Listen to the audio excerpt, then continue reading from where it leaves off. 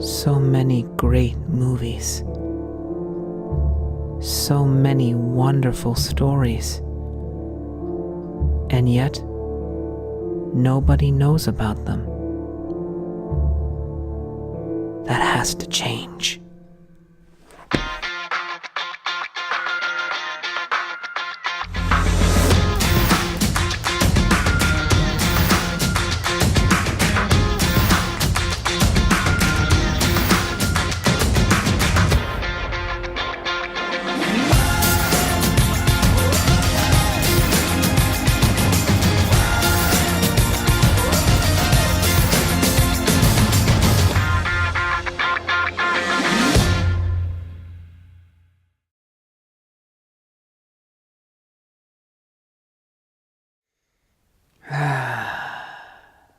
Well, I guess it's better to be late than to not show up at all. Hello everyone, I am TheNorm, and I'm back. A lot has happened in the nearly 2 years since my last video review, most of which caused me to put my YouTube time on the back burner for a while. Also, a big part of it was just overall frustration with the Hollywood system. While I still enjoy seeing new movies and reviewing them on my blog, shameless plug, I genuinely got tired of putting more effort into my video reviews for most of these mediocre and lazy schlock movies that Hollywood has been putting out in recent years. Sure, there are still some genuinely great films once in a while, but now they are so few and far in between that it's really not worth my time to produce a video about it anymore. So now that I have a better idea as to what I would like to do on my channel, I'd like to start things off by introducing you to my new co-host and camera operator and fellow gearhead, Mr. C.W. Wolf. The E is silent. Salutations, ladies and gentlemen. I am truly honored to be playing a larger role in these videos. Furthermore, I would like to take this opportunity to— Wait. You're British? Why, yes. Why so surprised? Well, it's just that the last video you appeared in, you sounded different. Fear me, mere mortals, for I am your new king. Oh.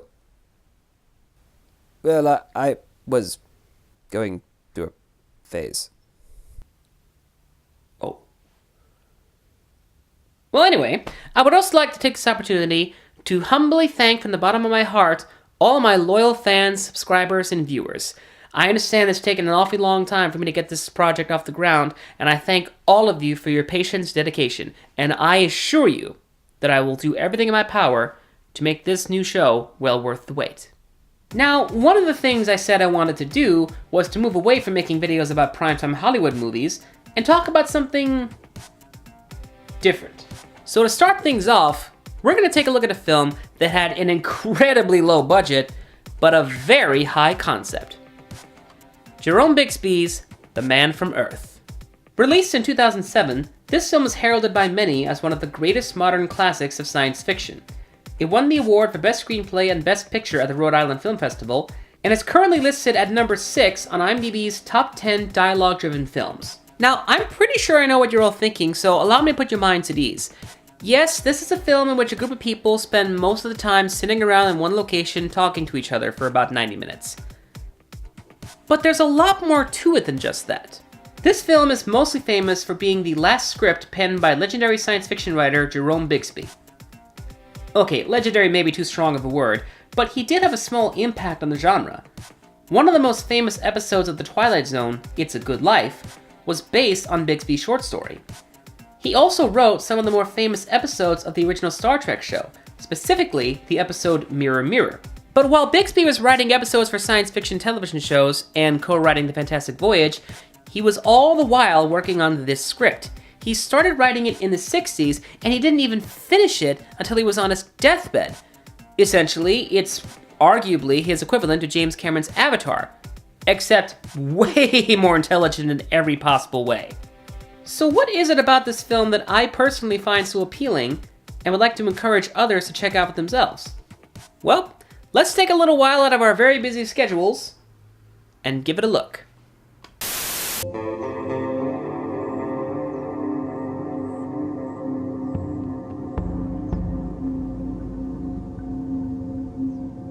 The story follows a college professor named John Oldman, who is packing up and moving away to work at another university. His friends and fellow professors throw him an impromptu farewell party at his house. After opening a bottle of very expensive scotch and throwing around some casual jokes at each other, but I'm sorry we are down to plastic cups now. That's a sacrilege I'll tolerate. John decides to conduct an experiment of sorts. See, John has a secret. One that he has kept for a very long time and has never told anyone else about. But something about this group of friends makes him want to try. Now, one of the things I love best about this film is that it knows how to create a sense of flow so that it never feels stale. Because the movie is almost completely driven by the dialogue, the filmmakers knew that they had to create a sense of motion through the cinematography and the editing. Most of the time, filmmakers will want to avoid too much dialogue no matter how well written it is. Speaking of the dialogue, it's arguably the best part about the movie. It has a natural flow to it, and it never really feels like a written piece, but rather like an observation of someone's life. And speaking of the cinematography, it's probably my favorite aspect of this film. It was shot on a Panasonic DVX-100, which was the first...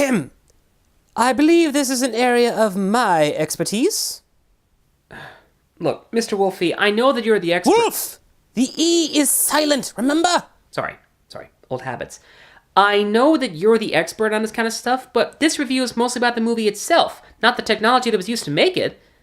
Besides, you're already going to get your own spin-off about this kind of stuff anyway. Be on the lookout for Mr. Wolf's upcoming show, Gearhead Corner, the show that reviews the best gear for making the best possible movies. Well, then perhaps we should not have even brought up the camera in the first place. As a fellow gearhead, I would expect you to have the same enthusiasm for filmmaking gear. Well, I do, but I just think Well, that... if I'm going to be your new camera operator and your co-host, I expect to have a moment to discuss, however briefly, the aspect of the film in question I care most about. All right. Go ahead. Many thanks, my good man. The Panasonic DVX-100 was a unique video camera for its time. It was the very first all-digital video camera to offer true 24p recording. Now, 24p stands for 24 frames per second, which is the standard frame rate for cinema. Most video cameras at the time only offered a frame rate called 60i, which is really two separate layers of 30p interlaced with each other. This gave the video recording smoother motion, but created these rather unappealing artifacts where you can clearly see the interlacing. In addition to the true 24p frame rate, the DVX-100 offered a series of cinematic emulating features, including the ability to replicate the color style of traditional film stock. Granted, it was not really perfect back then, as the results still had a distinctively video-ish look to them, but even so, it was quite remarkable for the time. Once more, because of the film's choice of capture format, it feels more like an observation of someone's life, as if you yourself were a guy with a video camera who happened to be in the room with these guys. It's a level of immersion that you just don't see very often in other films. Even independent movies nowadays tend to go for a more sharp and sleek look, rather than this classic and beautifully grainy look. But I digress. Getting back on track here. What is John's big secret? What is it that he has kept so well hidden for so many years that he's suddenly bursting with the desire to tell and explain his friends on the off chance that he may never see? He's a caveman. I was building up to that! I know. You were just taking too long. Yes, he's a caveman. It turns out that John is actually well over 6,000 years old. He's been living under various identities, never staying in one place for too long, for fear that someone will notice that he never ages and get suspicious. And this is where the real science fiction comes into play. Now, I have no way to confirm this, but I personally suspect that one of the reasons it took Bixby so long to write the script was because he spent a large part of that time researching how it could be plausible for a human being to live that long.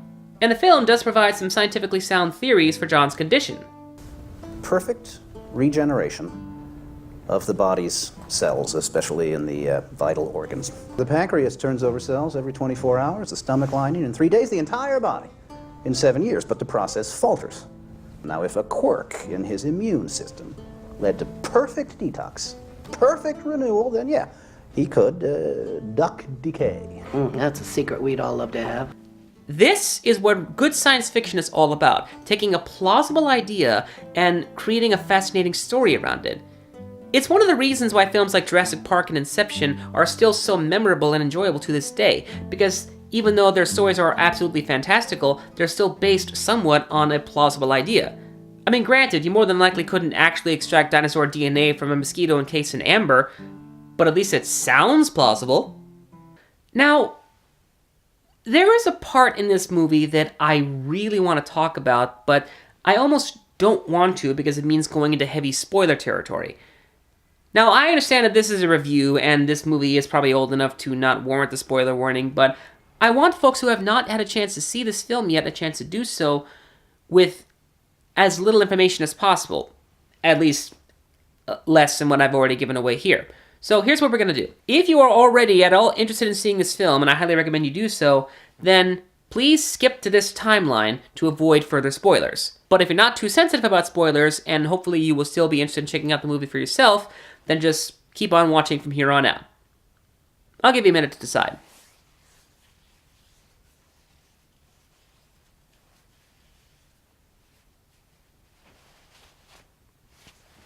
It would be funny if I actually had a watch. You ready? Last warning. Spoilers from here on out. Skip to the timeline if you don't want them. Okay, here we go. So, at about halfway through the film, John reveals that in one of his previous lives, pun intended, he was someone who would eventually become very influential. During his early life, he met and learned from the Buddha. Taking his teachings to heart, John decided to travel to, of all places, Jerusalem, where he intended to share the ideas of the Buddha with the people. And for his actions, he was persecuted by the local government, crucified, and placed in a tomb. However, because of his immortality, he managed to escape and flee the country, so he may start over yet again. You see where I'm going with this? Yep, in this story, John was Jesus. Now, before I go any further, I'd like to make something very clear.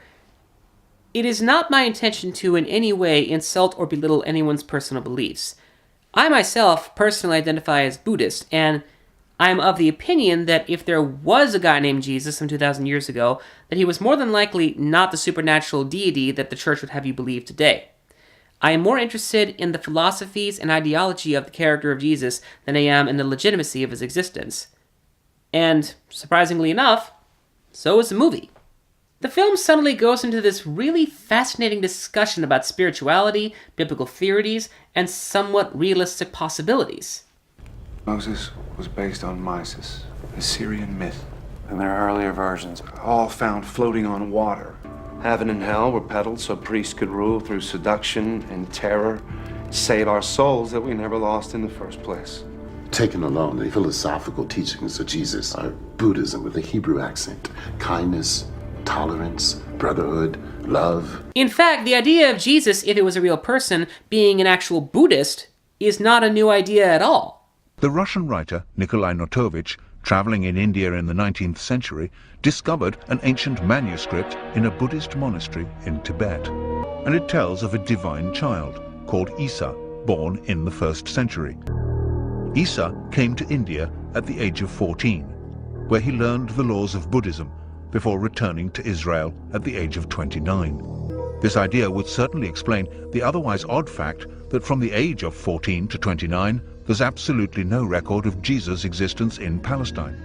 This also goes back to the true nature of science fiction that I was talking about earlier, taking something that's based in reality, or rather in this case, a theory that is present in reality, and plays with the idea, exploring what it might mean and how it could affect different people.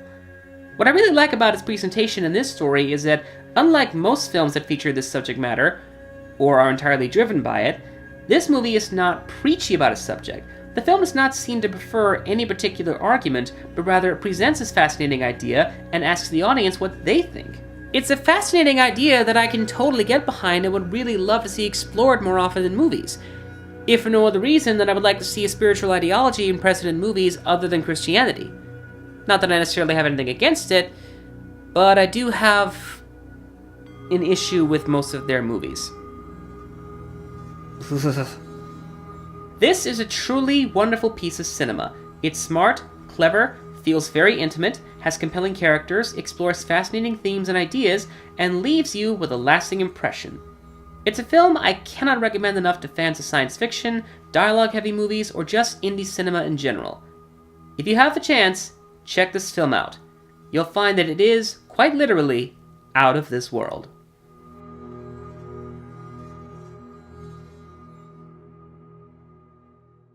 Ah, that felt good.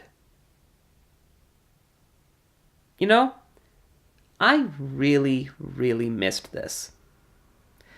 So, now that I've gotten the ball rolling, I know exactly where to go from here.